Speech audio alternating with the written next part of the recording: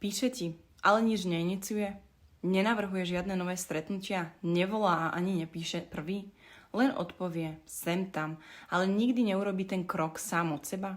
A ty sa pýtaš, čo mu mám ešte napísať, aby sa viac snažil? Prečo sa ozýva, keď nechce nič viac? Tu je realita. Píše ti len toľko, aby si neodišla. Ale nie dosť na to, aby si sa cítila chcená.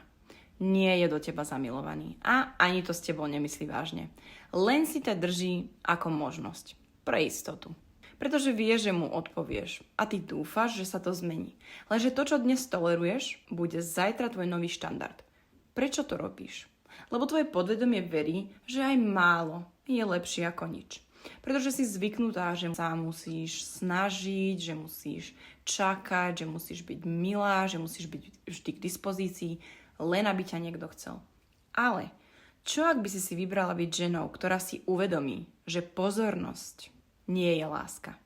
A že už sa nemusíš naháňať za mužmi, ktorí nie sú ochotní sa naháňať za tebou. Presne toto riešime v Sebavedomá za jeden deň. Cez hypnoterapiu sa dostaneme k tvojim hlbokým presvedčeniam, ktoré ťa nútia držať sa toho, kto ti nedáva, čo potrebuješ.